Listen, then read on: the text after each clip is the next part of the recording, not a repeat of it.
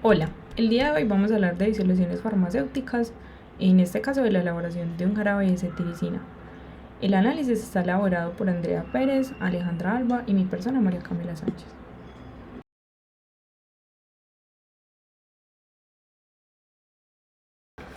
Bueno, en esta diapositiva vamos a hablar sobre los componentes que están presentes en la formulación. En primer lugar tenemos la cetiricina, que es el principio activo del medicamento. Este es un antihistamínico, tiene una solubilidad del 0.101 miligramos por cada mililitro, cuenta con 2 pKa. El primer pKa de 3.59 es el pKa de interés para el análisis físico-químico que vamos a desarrollar y los cálculos que vamos a elaborar. Se puede categorizar como un soluto. En segundo lugar tenemos el benzoato de sodio, esto es una sal fuerte, se puede considerar un electrolito verdadero y tiene una solubilidad de 12.2 miligramos por cada mililitro y también se considera como un soluto. En tercer lugar tenemos la sacarosa, tiene una solubilidad en agua de 2100 miligramos por cada mililitro, un pKa de 11.84 y también se considera un soluto. Asimismo tenemos el hidróxido de sodio, que es una base fuerte, nos ayuda a regular el pH de la formulación. Tiene una solubilidad de 1110 miligramos sobre cada mililitro, un pKa de 3.09 y también es un soluto. Y por último tenemos el agua purificada, que es totalmente miscible en agua, un pKa de 15.7 y es considerado el solvente de la formulación.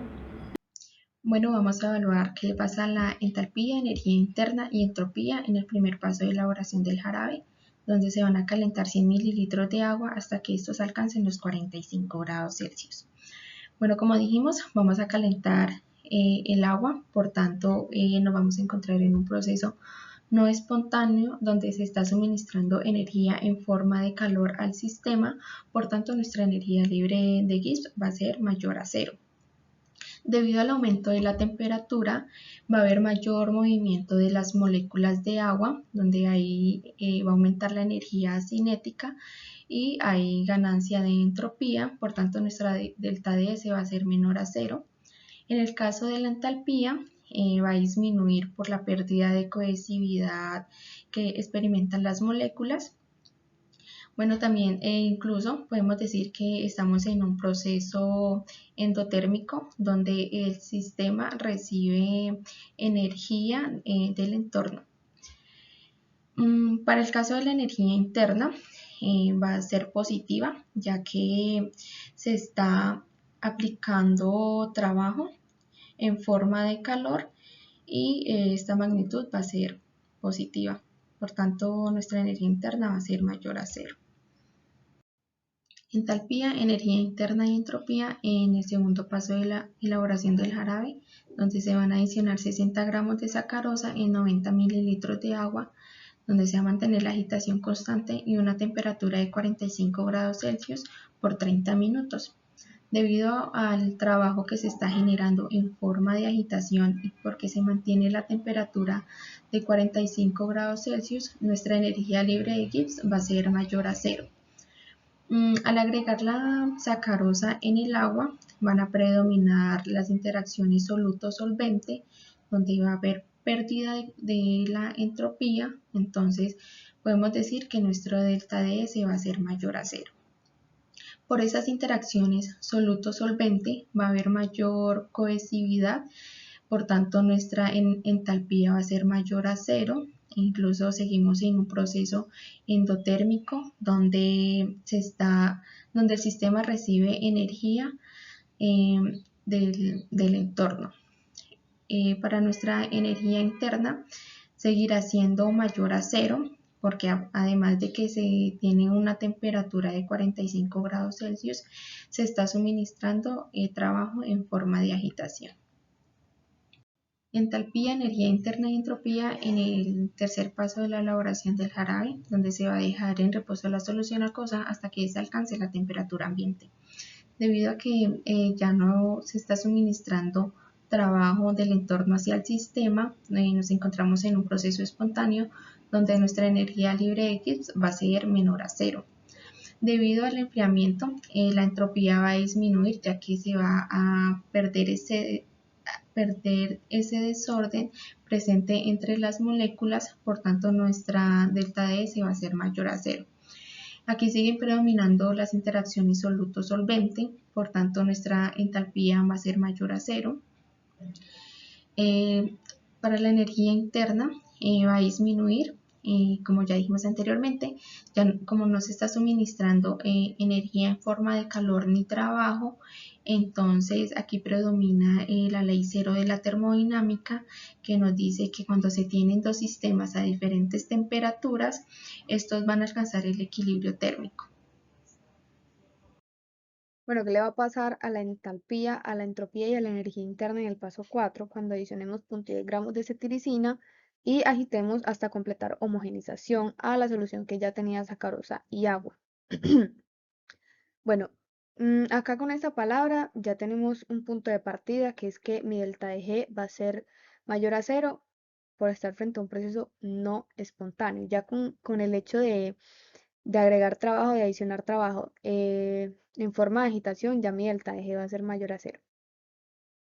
Estoy frente a un proceso endotérmico, es decir, el sistema está recibiendo energía en forma de calor del entorno, entonces voy a tener un delta de H positivo, voy a tener un delta de H mayor a cero. ¿Qué le va a pasar a mi entropía? Claramente voy a perder entropía porque esas moléculas de cetiricina están tratando de distribuirse uniformemente por todo el sistema y voy a perder ese estado de desorden con el que asociamos la entropía, ¿cierto? Mi energía interna, bueno, ya con el trabajo que estoy generando con agitación y con el calor que estoy generando con esa agitación, mi energía interna va a aumentar. Ahora, para el caso 5, cuando se tomen 0.4 gramos de benzoato de sodio de la sal y 0.2 gramos de NaOH y se adicionen en 10 mililitros de agua, ¿qué va a pasar? Bueno, eh, podemos decir que estamos frente a un proceso espontáneo porque una vez se haga la mezcla, las interacciones intermoleculares entre los solutos y el solvente va a depender únicamente de la energía que el solvente pueda generar para romper las moléculas de sí mismo, para romper luego las moléculas de soluto y generar interacciones soluto-solvente. Entonces puedo decir que voy a tener un delta de G negativo, voy a tener un delta de G menor a cero. Ahora, ¿qué le va a pasar a la entalpía y a la entropía? Como estamos frente a electrolitos verdaderos, electrolitos fuertes que van a disociar 100% en contacto con el agua, podemos decir que nuestra entalpía va a ser negativa. Voy a ganar entalpía, voy a ganar cohesividad. ¿Qué le va a pasar a la entropía? Claramente estoy perdiendo ese estado de desorden con el que asociamos nuevamente la entropía. Entonces mi entropía va a disminuir y va a tener un delta S mayor a cero. ¿Qué le va a pasar a la energía interna? Bueno, la energía interna va a ser mayor. Claramente si tengo un delta de H negativo, si estoy ganando entalpía, recordemos que la entalpía es transferencia de energía a presión constante, ¿cierto? Energía en forma de calor. Estoy ganando entalpía, estoy generando más calor, mi energía interna va a aumentar. Ahora, cuando en el paso 6, cuando adicionemos la solución 2, que son los 10 mililitros de agua con benzoato de sodio y NaOH, a la solución 1, que ya contiene sacarosa en agua más cetiricina, vamos a tener lo siguiente. Voy a estar frente a un proceso no espontáneo. Mi delta de G va a ser mayor a cero porque nuevamente estoy agitando, estoy generando trabajo, calor en forma de agitación, entonces eh, mi delta de G va a ser positivo, voy a estar frente a un proceso que no va a ser espontáneo.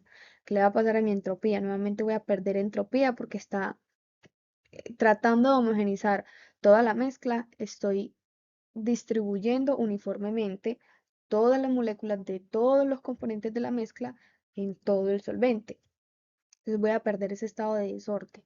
¿Qué le va a pasar a mi entalpía? Bueno, voy a estar frente a un delta de H positivo. Entonces, si bien estoy ganando cohesividad, por así decirlo, porque estoy generando interacciones intermoleculares soluto-solvente en la medida de lo posible, y el TH va a seguir siendo positivo, pues no estoy frente a electrolitos verdaderos en este caso. ¿Qué le va a pasar a la energía interna? La energía interna va a aumentar. ¿Por qué? Estoy aplicando nuevamente trabajo en forma de agitación y ya con eso voy a generar más trabajo, por tanto más calor y por supuesto más energía interna. En este punto podemos afirmar que la sacarosa se solubiliza totalmente en la mezcla del jarabe, además teniendo en cuenta el concepto de agua libre, que especifica que las moléculas de agua no tienen contacto directo con el soluto. Estas evitan o se atrapan las moléculas y evitan que haya proliferación de microorganismos. La sacarosa en su estructura química puede formar enlaces de hidrógeno con el agua en sus regiones polares y en las regiones no polares de la molécula de sacarosa, específicamente en sus anillos, no hay una interacción fuerte con el agua y por eso no pueden romperse y mezclarse totalmente en la solución, presentando un efecto hidrófobo en esta región apolar y llevando a la formación de clatratos responsables de generar la viscosidad del jarabe. Además, el azúcar también tiene la propiedad de deshidratar las moléculas de agua o de retenerlas, reduciendo la cantidad de agua libre, lo cual conlleva a la disminución de formación de microorganismos y por ende haciendo un efecto bacteriostático y ayudando a preservar el medicamento, ayudándole al benzoato en la preservación del jarabe y el efecto viscoso se da por la disminución de la constante dieléctrica del agua. Bueno, a continuación vamos a evaluar las especies en equilibrio de la citiricina y además el pH que éste da a la solución final, teniendo en cuenta que se va a utilizar agua como único solvente y posteriormente vamos a calcular la cantidad de las especies ionizadas de la citiricina cuando se adiciona NaOH. Lo primero que calculamos fue la fuerza iónica de la disociación de la cetiricina en el agua, teniendo en cuenta que es una relación de 1 a 1, y la concentración de la cetiricina en la solución final, que son los 100 mililitros, tenemos que es de 0,0257, teniendo en cuenta la ecuación de fuerza iónica.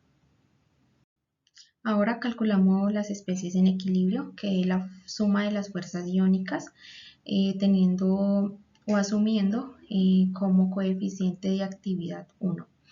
Una vez halladas esas fuerzas iónicas, lo reemplazamos en la ecuación de Debye-Hughes y hallamos logaritmo del coeficiente de actividad, y a ese logaritmo del coeficiente de actividad le sacamos potencia en base 10 y hallamos el coeficiente de actividad real, en nuestro caso es de 0,971.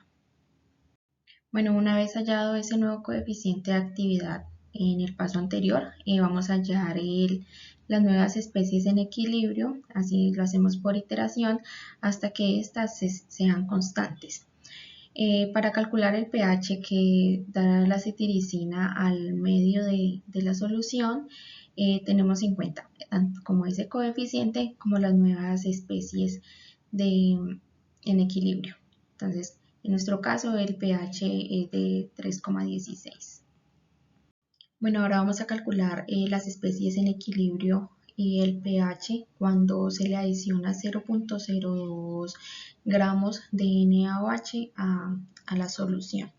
Entonces lo hicimos por efecto de ion común, donde primero calculamos la concentración del NaOH inicial es de 0,05 molar, donde están en los 10 mililitros, y la concentración 2 en los 100 mililitros en la solución final es de 5 por 10 a la menos 3.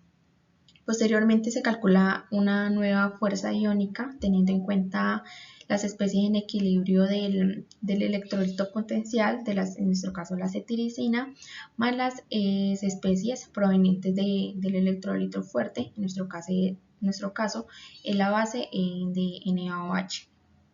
Hallamos esa fuerza iónica y con la fuerza iónica calculamos nuestro nuevo coeficiente de actividad.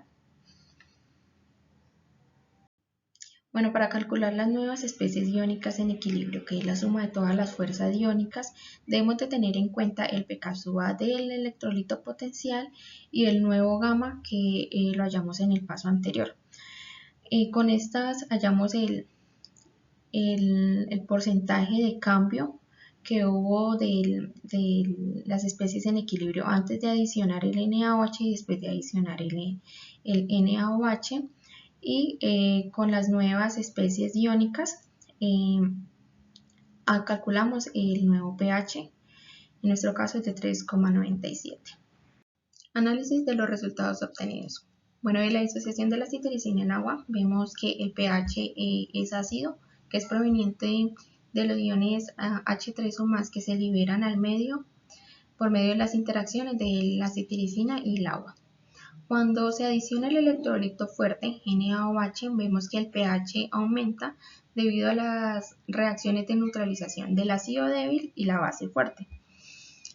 A pesar de que es un electrolito fuerte, vemos que el pH no aumenta significativamente, lo que nos da a entender de que hay un efecto de ion común en el medio que es proveniente de los iones hidroxilos de la base fuerte, iones hidroxilos que hay de las otras reacciones de la citricina en agua y la glucosa. Por las altas concentraciones de hidroxilo también se ve una disminución de las especies iónicas en el equilibrio, y aquí es donde viene el principio de Le Chatelier, que en nuestro caso la reacción va a tender hacia la izquierda, donde va a favorecer la reacción de los reactivos, favoreciendo la producción de estos mismos.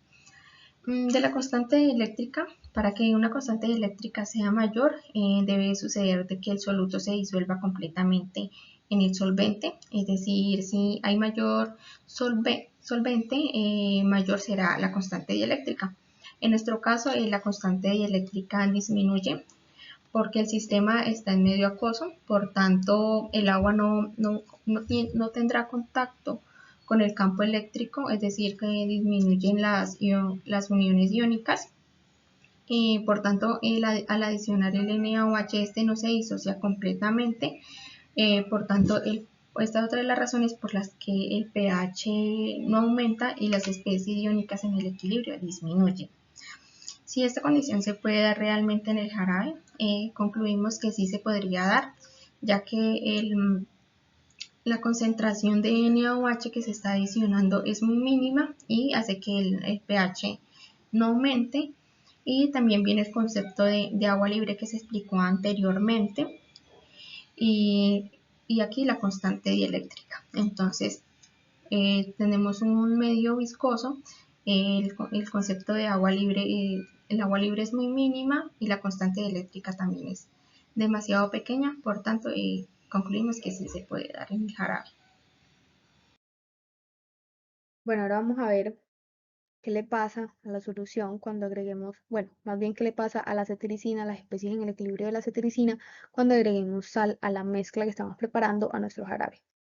Vamos a evaluar primero qué le pasa a las especies en el equilibrio de la cetiricina cuando se agrega el benzoato. Cómo cambia el pH y si verdaderamente se puede dar esta condición en el jarabe cuando agreguemos 2.4 gramos de benzoato de sodio. Recordemos que es nuestra sal. Tengamos esto en cuenta, vamos a tener una nueva fuerza iónica del orden a la menos 3. Antes de adicionar el benzoato teníamos una fuerza iónica del orden a la menos 4, es decir, aumentó. Vamos a tener un nuevo coeficiente de actividad. Claramente están cambiando mis especies en el equilibrio, mi coeficiente de actividad tiene que cambiar y, bueno, obviamente nuevas concentraciones en el equilibrio y por ende un cambio en el pH. Tengamos en cuenta que este cambio en el pH. Bueno, puntos a tener en cuenta para realizar este análisis. Lo primero es que hay que mirar que cuando se agrega la sal a la mezcla, el pH disminuye. Esto se puede dar por dos razones que van de la mano en realidad. El primero es el efecto del ion común. Claramente estoy agregando una sal, estoy agregando benzoato de sodio a una solución que ya contiene sodio por el NaOH que agregamos anteriormente. Recordemos que el sodio no reacciona con el agua, entonces él se queda libre en solución. Entonces, claro, voy a estar agregando más y más ion común. Es por esto que eh, mis especies en el equilibrio disminuyen cuando agrego NaOH y por ende cuando agrego benzoato. Ahora, el segundo factor que va a jugar en contra del pH, por así decirlo, que va a hacer que el pH disminuya, es el principio de Le Chatelier. Claro, como yo estoy agregando más especies iónicas, estoy agregando más del lado de los productos que de lo que tengo en los reactivos, mi equilibrio va a tratar de desplazarse hacia la izquierda para compensar pues esa perturbación que se le hizo al sistema, ¿cierto? ¿Qué efecto predomina? Pues, en la diapositiva anterior les mostraba que utilizamos los cálculos de efecto salino interno. Pues claro, obviamente se está dando efecto salino porque estoy agregando una sal, pero está predominando el efecto de ion común. Por eso les decía que, por esto es que las especies en el equilibrio bajan cuando se agrega NaOH y la fuerza iónica aumenta. Ahora, la fuerza iónica aumenta y el coeficiente iónico medio disminuye. Recordemos que la fuerza iónica es la suma de todas las especies iónicas en el sistema. Entonces, claro, yo estoy agregando más y más iones provenientes de una sal. Entonces, va a aumentar mi fuerza iónica, sin embargo, mi coeficiente iónico medio debe disminuir, lo que se ve reflejado en los cálculos. Em, Recordemos que estamos trabajando con una ecuación que tiene la fuerza iónica en el numerador y el coeficiente de actividad iónico medio en el denominador. Entonces, claramente, si yo tengo un aumento de mi fuerza iónica, debo tener una disminución de mi coeficiente iónico medio, que en este caso es gamma. ¿Se podría dar realmente en el jarabe? Opinamos que sí. Claramente, mm, como está, hay muy poca agua libre, el concepto de agua libre ya la tocaron mis compañeras, hay muy poca agua libre, entonces lo poco, a ver, sabemos que una sal disocia 100%, pero entonces como estamos frente a un sistema tan complejo que no es solo agua, lo que se logre disociar va a atrapar esas moléculas de agua que quedaron libres y va a seguir actuando como preservante. Recordemos que estamos frente a un sistema en que la constante eléctrica es baja y que la solubilidad también tiende a ser baja. Entonces, lo que alcance a disociarse de esa sal, que es muy buena disociando, pero lo que alcance a disociarse de esa sal, eh, va a atrapar esas pocas moléculas de agua libre que quedan y va a seguir contribuyendo a que la constante eléctrica no aumente y pues claro, a que no haya espacio para que los microorganismos proliferen. Estas son unas cuantas de las referencias que utilizamos muchas más y pues bueno, eso fue todo. Muchas gracias.